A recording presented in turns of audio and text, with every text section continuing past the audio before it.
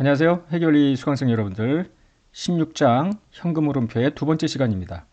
현금흐름표란 한 회계 기간 동안 현금의 유입, 유출이 있을 텐데 이 현금의 유입, 유출을 영업, 오퍼레이팅, 인베스팅, 투자활동이죠. 파이낸싱, 재무활동, 현금흐름으로 나누어서 어떤 활동으로부터 현금이 유입되고 유출되었는지 보여줌으로써 미래 현금흐름 예측에 도움을 주는 정보를 제공하자라는 취지로 작성한다고 이야기했습니다.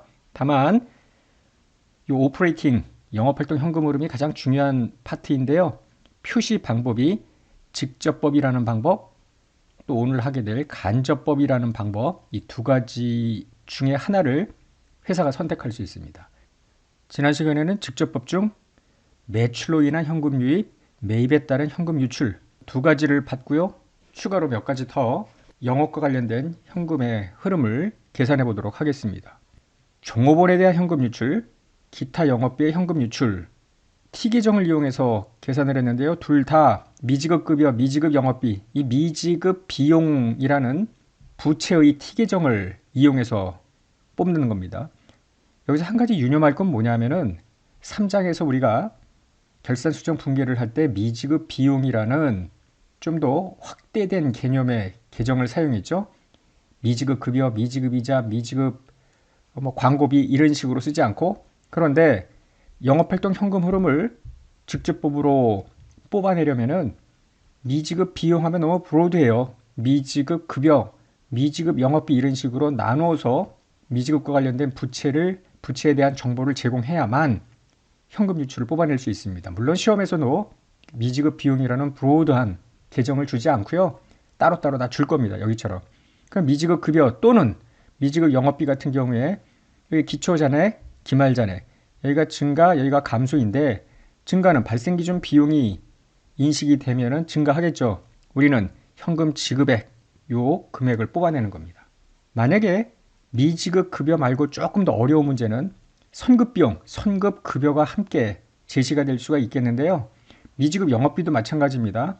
선급 영업비 이렇게 같이 들어가 있을 경우에 우리가 재고자산 매입 채무를 하나로 묶어가지고 통합해서 현금 유출액을 계산했던 것처럼 여기도 그게 가능해요.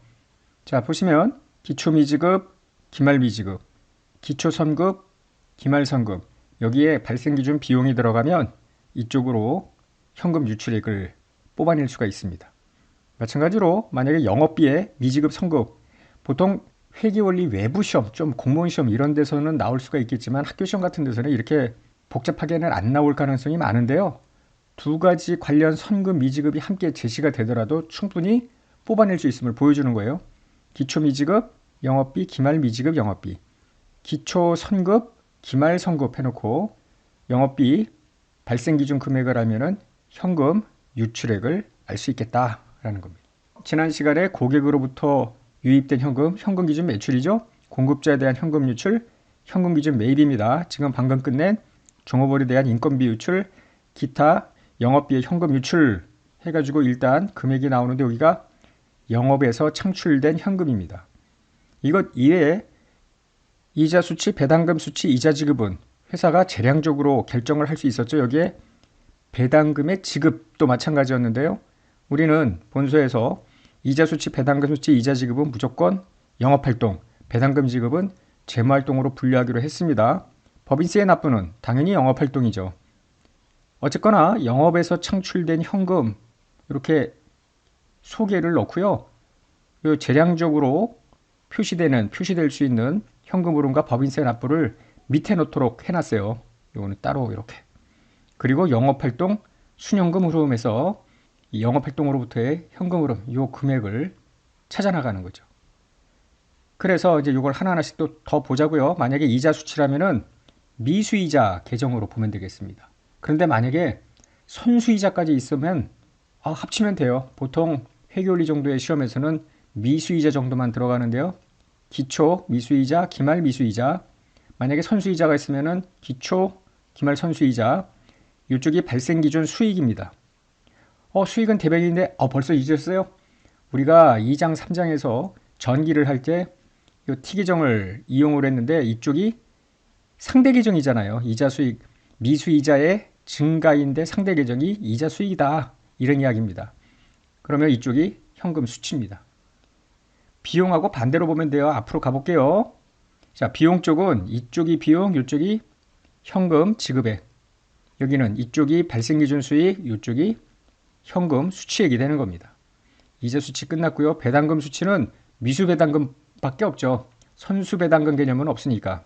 그러면 기초미수, 기말미수, 여기에 발생기준 수익이 들어가면 현금 수익을 뽑아낼 수 있겠고요. 이자의 지급입니다.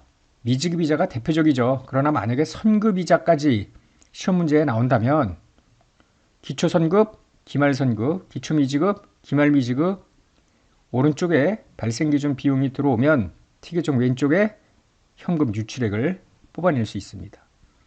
마지막으로 법인세를 지급할 때 단기법인세 부채, 이게 미지급 법인세 개념 아니에요.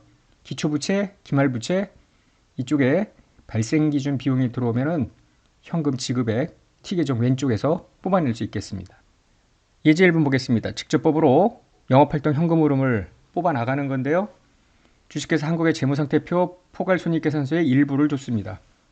뭐 다 줄 필요 없이 영업활동 현금 흐름만 뽑아내는 것이기 때문에 일부만 줬는데요. 먼저 포괄손익계산서를 보면은 매출원가 그리고 이 차이가 매출총액이고요. 급여, 판매비 전부 발생기준 금액이죠. 현금 기준에 따라서 뽑을 현금 유입 유출액은 여기서 우리가 과목을 보고 유추해낼 수 있어요. 즉 현금 기준 매출액, 현금 유입액이죠. 현금 기준 매입액, 현금 기준 급여, 현금 기준 판매비 이 네 가지를 뽑아내면 되는데 물음에서도 하나, 둘, 셋, 네 개를 뽑아내라고 되어 있죠. 그런데 발생기준 금액에서 현금 기준 금액으로 전환하려면은 발생기준 수익이나 비용뿐만 아니라 관련 자산 부채를 알고 있어야죠. 여기 매출채권, 재고자산 매입채무, 미지급급여, 미지급 판매비. 매출채권과 매출을 가지고 매출로 인한 현금 유입, 매입에 따른 현금 유출은 이 재고자산 매입채무가 다 같이 엮여야 되겠죠. 한편 미지급 급여, 요거는 급여 현금 유출, 미지급 판매비, 판매비의 현금 유출 이렇게 하나, 둘, 셋, 네 가지 현금 유입 유출을 뽑아낼 수 있는 재무상태표 자산도 좋습니다. 그래서 네 가지를 계산하고 나서 직접법으로 영업활동 현금 흐름 부분을 작성해 보자 라는 건데요. 먼저 매출로 인한 현금 유입액입니다. 고객으로부터 수취한 현금 개념인데요. 매출채권 T계정으로 뽑아내면 되겠죠. 이미 앞에 재무상태표에 기초매출채권, 기말매출채권 이쪽에 발생기준 수익을 집어넣습니다. 포괄손익계산서 그러면은 T계정 오른쪽 현금 수취액을 뽑아낼 수 있어요. 24만 2,800입니다. 매입으로 인한 현금 유출액입니다. 요런 문구는 공급자에 대한 현금 유출, 현금 지급 용어는 아무렇게나 써도 상관없습니다. 재고자산, 매입채무 요 두 계정에서 뽑아낼 수가 있겠는데요.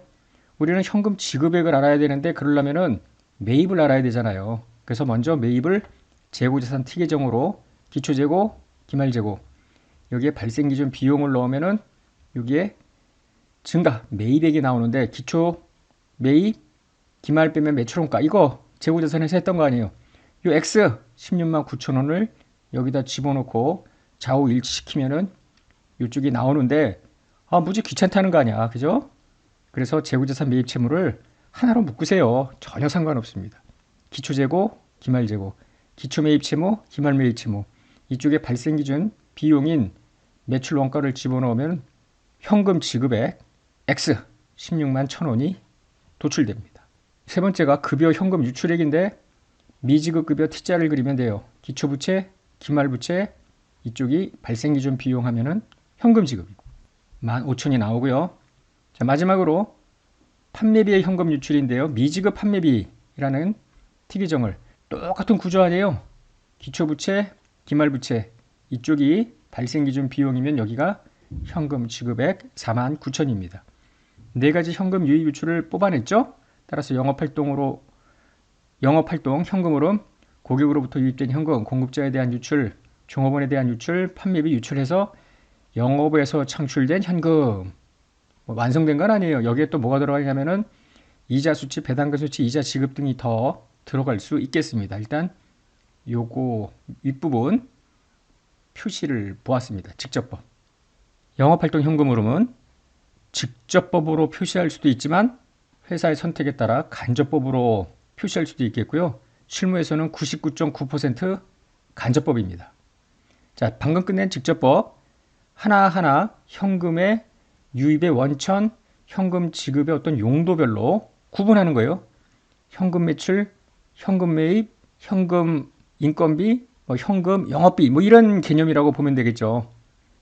그리고 나서 영업에서 창출된 현금 해놓고 이자 수치, 배당금 수치 등을 밑에 다 집어넣기로 되어 있죠. 자, 간접법 재량적으로 구분할 수 있는 이자 수치, 배당금 수치 등은 같습니다. 직접법하고 요 파란색으로 음영 처리한 부분만 달라요. 하나하나씩 현금의 유입이나 유출을 뽑아내는 게 아니라 당기 순이익, 발생 기준 순이익에다가 뭔가 더하고 빼는 조정을 하면 신기하게도 영업에서 창출된 현금이 같은 금액이 나온다라는 거예요. 실무에서는 좀 더 편안하게 현금 물음표를 작성하기 위해서 간접법을 사용합니다만 IFRS에서는 두 가지 다 허용을 하면서 웬만하면 직접법 사용을 권하고 있죠. 왜냐하면 직접법으로 해야 발생 기준 매출과 현금 기준 매출, 발생 기준 매출 원가와 현금 기준 매입 이런 것들을 매칭을 서로 시킬 수가 있을 거 아니에요. 그런데 굉장히 번거롭잖아요. 그래서 실무에서는 거의 다 여기다가 조정을 하는 간접법입니다. 제가 교수 되기 전에 15년 이상 공인회계사 업무를 했는데요. 지금도 마찬가지고 후배들한테 물어봐도 마찬가지인데 직접법으로 현금 흐름표를 작성하는 우리나라 회사는 없습니다. 그러면 뭐로 이걸 배우지? 이 직접법을 배우는 이유는 실무에선 써먹지 않더라도 현금 기준, 발생 기준 간의 전환의 어떤 논리를 배운다라는 점에서 지금 배우는 직접법과 이미 우리가 3장에서 현금 기준 손익, 발생 기준 손익 간의 전환이 서로 같은 내용 아닙니까? 현금 기준, 발생 기준을 이해하는 데 필요하기 때문에 시험에서는 종종 직접법도 나온다 이렇게 생각을 하십시오. 자, 그러면 우리 본격적으로 간접법을 보는데요. 당기순이익은 포괄손익계산서에서 알 수 있는 내용이고 어떤 항목만 여기다가 더하기, 빼기, 조정을 하면 되는지만 이해하면 될 거 아니에요. 표 4입니다. 크게 네 가지 항목만 조정하면 되는데요. 먼저 당기순이익, 넷인컴에서 뭔가 조정을 해야 되는데 첫 번째, 이 안에 넷인컴에 들어가 있는 이자 수익, 배당금 수익, 이자 비용, 법인세 비용을 모두 다 빼내는 거예요. 왜냐하면은 요거를 빼내서 직접법으로 하나하나 표시를 해줄 거거든. 이 발생 기준에 들어가 있는 거. 빼낸다는 이야기는 이자 수익, 배당금 수익은 마이너스, 이자 비용, 법인세 비용은 플러스 이런 식으로 반대 방향으로 조정을 해주면 되죠. 당기 순이익에 포함되어 있는 이런 것들을 모두 제거한다는 이야기는 반대부호로 없애는 것입니다. 자, 두 번째로는 현금 흐름이 없는 수반되지 않는 손익이 있을 수 있는데요. 감가상각비, 자산의 평가손익 등이 여기에 해당이 됩니다. 감가상각비를 인식하는 순간에 당기순이익은 내려갈 거 아니야. 그런데 결국 다시 보시면 당기순이익부터 시작하는데 모든 당기순이익이 현금 기준으로 만약에 수익비용을 인식했다면 조정할 게 없을 거 아니에요. 영업에서 창출된 현금이라는 게 현금 기준 손익 아닙니까? 똑같겠지. 발생 기준으로 당기순이익이 계산이 됐기 때문에 이걸 전부 발생 기준의 흔적을 지우는 거다 이렇게 생각을 하면 되는 거예요. 그래서 당기순이익에 들어가 있는 감가상각비 이거 없애야지. 돈이 나간 게 아니니까. 그래서 비용은 더하고 수익은 빼고 이러는 거예요. 예를 들면은 자산의 평가손익, 평가감을 한다고 하여 돈이 들어오거나 나간 건 아니잖아요. 반대 방향으로 모두 제거하는 겁니다. 세 번째는 지금 우리가 오퍼레이팅 액티비티 아니야. 여기 영업활동 현금 흐름인데요. 요 밑에 아직 안 배웠지만 투자활동, 재무활동이 더 들어가요. 영업활동과 무관한 손익이 당기 순손익에 포함되어 있으면 얘를 제거하는 거예요. 그 대표적인 게 유형자산 처분손익, 사채상환손익 이런 것들은 모두 투자나 재무와 관련된 것 아닙니까? 유형자산 처분 이익만큼 돈은 더 들어왔겠지. 그런데 그거는 인베스팅 액티비티, 투자활동 현금 유입에다가 표시가 돼야 될 부분이지 영업활동 현금 흐름은 아니잖아요. 그래서 당기순이익에 이런 처분손익이나 상환손익이 들어가 있으면 반대 방향으로 조정해 주는 거예요. 처분이익은 빼고 처분손실은 더해주고 이런 겁니다. 자, 이제 마지막 이게 중요해요. 영업활동과 관련된 자산 부채의 변동, 매출채권, 재고자산, 매입채무, 미지급비용, 선급비용 이런 영업과 관련된 자산 부채의 변동을 조정해 주는데 이게 무슨 소리지? 자, 보세요. 기초에 보다 기말의 매출채권이 증가했다 치자고요. 예를 들어 기초 매출채권은 100인데 기말 매출채권은 150으로 50만큼 늘어났어. 그럼 순액 개념으로 보면은 50 증가인데 요거만큼 매출채권이 증가했다는 이야기는 차변의 매출채권, 대변의 매출이라는 거 아니에요. 그래서 그거만큼 당기순이익은 증가합니다. 간접법은 당기순이익 넷인컴부터 시작하죠. 당기순이익이 50만큼 증가했지만 캐시플로우는 오퍼레이팅 캐시플로우는 변동이 없잖아요. 현금 흐름은 없죠. 매출은 했는데 돈을 안 받고 매출 채권만 올라갔으니까. 따라서 당기순이익부터 시작을 해서 뭔가 조정을 해야 되는데 당기순이익에 현금 유입이 없는 이런 이익이 반영이 되어 있으니 매출채권 증가는 그거만큼 빼야죠. 50을 빼야 된다라는 거예요. 그럼 매출채권 감소는 반대로 생각하면 돼요. 자, 이제 부채 한번 볼까요? 미지급 영업비가 있는데 기초 미지급은 50이야. 기말 미지급은 늘어서 만약에 70이 됐다고 가정을 해요. 이 뜻이 뭐냐면은 차변의 영업비, 대변의 미지급 영업비 이런 식으로 분계를 했기 때문에 미지급 영업비가 기초보다 기말에 많아졌을 거 아닙니까? 그러니까 20만큼 당기순이익은 내려갔을 거라고. 그러나 돈이 나간 건 아니잖아요. 미지급이니까 현금 흐름은 없다고. 아무런 조정을 안 하면 영업활동 현금 흐름은 줄어들게 돼 있잖아요. 지금 이미 감소되어 있는 당기순이익부터 시작하니까 더해주는 겁니다. 그래서 여러분들이 이렇게 외우면 되는 거예요. 영업 관련 자산이 증가해. 그러면은 빼는 조정하는 겁니다. 무조건 외우라고? 헷갈리는데? 다시 그럼 머릿속에서 한번 논리적으로 생각을 해보세요.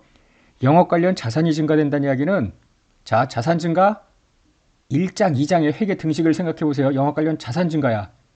부채는 상관없이. 그러면은 자본이 증가하는데 그 자본 증가가 바로 당기순이익 증가 아닙니까? 주주의 출자 거래가 아니니까. 그러나 그거만큼 돈 들어온 게 아니니 원위치 시켜야 되기 때문에 차감 조정입니다. 반면에 부채 증가야. 관련 부채, 미지급 비용 등등 매입 채무 부채가 증가한다는 이야기는 순자산 감소 아닙니까? 즉 당기순이익 감소인데 그거만큼 현금이 유출이 됐느냐? 유출 안 됐지. 그래서 가산 조정하는 거예요. 0으로 만들기 위해서. 이해되세요? 그리고 시험 문제 풀 때는 아무 생각 없이 따다다닥 풀어야 되기 때문에 하나하나 외우세요. 자산의 증가, 영업 관련 자산 증가라면 뺀다. 당기순이익에서. 그 나머지는 전부 반대로 생각하면 될 거 아니에요. 자산의 증가가 마이너스인데 부채의 증가가 마이너스일 리는 없잖아요. 전부 반대로 생각을 하면 되겠습니다. 예제 2번을 가지고 한번 연습을 해볼까요? 자, 매출액, 매출원가, 종업원급여, 영업비용, 이자수익, 유형자산 처분이익, 이자비용, 법인세 비용, 당기순이익 이렇게 되어 있어요. 그런데 영업비용 8만 원에는 감가상각비 2만이 포함되어 있다.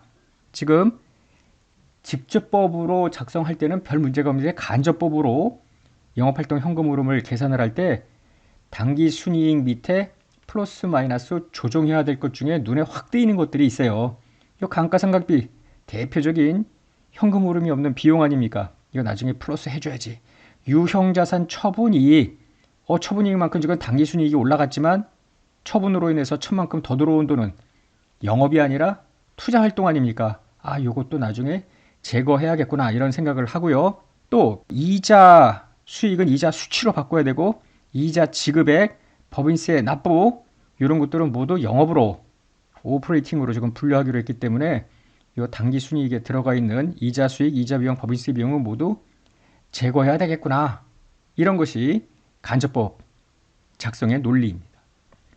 더 나아가서 관련 재무상태표, 매출채권, 재고자산, 미수이자, 매입채무, 미지급급여, 미지급영업비, 미지급이자, 당기법인세 부채 등 영업활동 현금 흐름을 뽑아내기 위한 관련 자산부채가 주어졌습니다.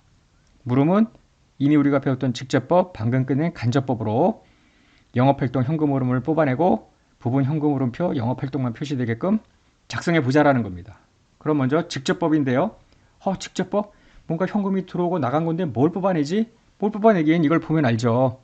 포괄손익계산서에 요 과목을 보면 돼요.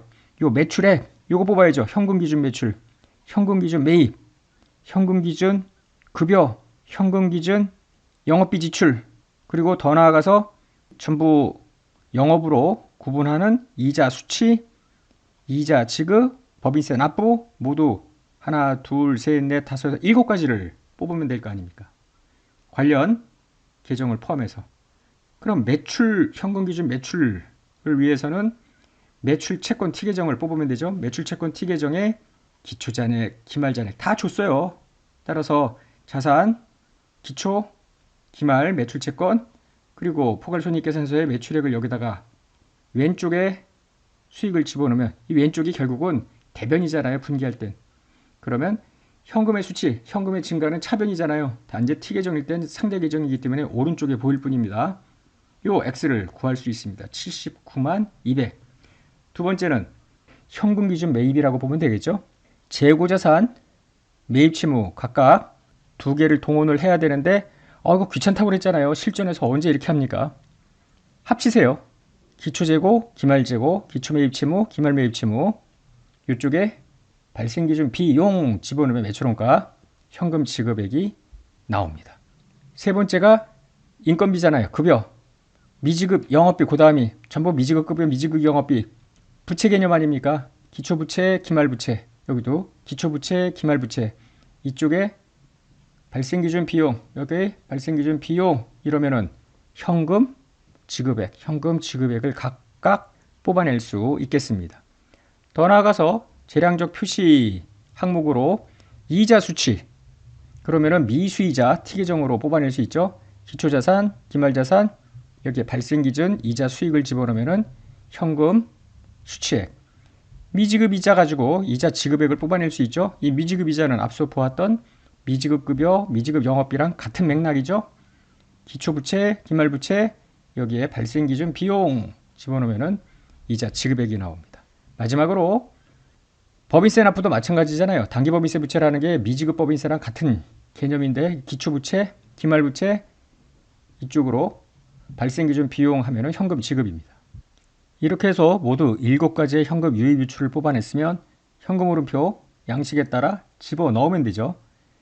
고객으로부터의 유입, 공급자에 대한 유출, 종업원 유출, 영업비용 유출 4가지를 집어넣고 영업에서 창출된 현금, 이 아래 것들은 회사의 재량에 따라서 이루어진 거고 직접 영업에서 창출된 현금이라고 보기는 어렵죠. 그래서 이자 수치, 이자 지급, 법인세 납부를 따로 밑에다가 이렇게 표시를 해줘 16만 2,400이 표시가 됩니다. 할만하죠? 이번에는 간접법입니다.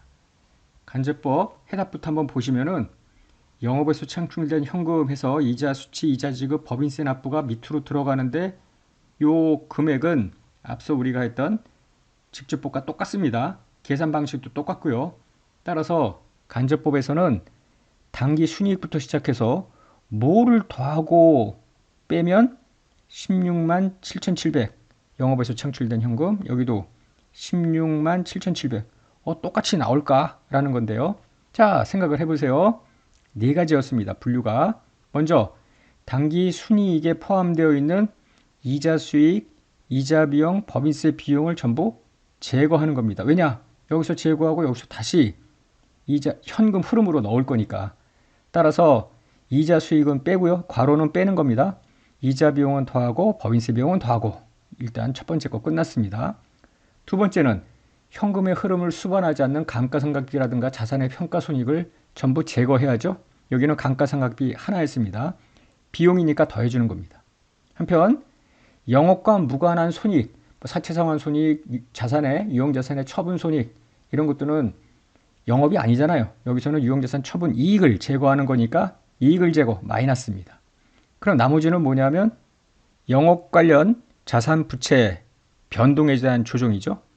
아까 설명을 했는데요. 매출 채권도 자산 증가는 어떻게 하기로 했어요? 당기순이익 마이너스 조정이다. 왜? 자산이 증가한 것만큼 당기순이익도 증가하게 되어 있어요. 그런데 돈은 안 들어왔으니까 마이너스 해줘야지. 요거 하나만 외우자고 했어요. 그러면 처음에 문제를 보았을 때 여기 기초잔액, 기말잔액이 있지 않습니까? 그러면 시간이 좀 가더라도 어차피 간접법으로 할 때 이 차이를 알아야 되니까 옆에다가 전부 뭐 암산이나 계산기로 기말에서 기초 뺀 금액을 여기다가 전부 넣으세요. 이게 변동액인데 매출채권 같은 경우에는 88,800에서 79,000을 빼면은 9,800 증가죠? 매출채권의 증가. 어떻게 하기로 했어요? 증가된 것만큼 당기순이익 늘어났으니까 빼야지. 그런 식으로 여기 마이너스. 재고자산의 감소는 더해주고요. 자산의 증가는 빼니까 자산의 증가는 빼고 자산 감소는 더해주고 하는 거예요. 매입 실무 증가 더해주고요. 전부 요거에 반대로 보면 돼요. 미지급 급여 감소 빼주고 미지급 영업비 감소 빼주고 그러면은 금액이 같고요. 요 밑에 별도 표시하는 이자 수치, 이자 시급과 같은 재량적으로 판단하는 요 항목들은 직접법과 동일합니다. 전혀 어렵지 않습니다. 거의 기계적으로 들어가는 거라 많은 연습을 뭐 꼭 요하는 것도 아닙니다. 자, 오늘은 여기까지 하고요. 나머지 부분 다음 시간에 마무리 짓겠습니다. 복습 많이 하세요.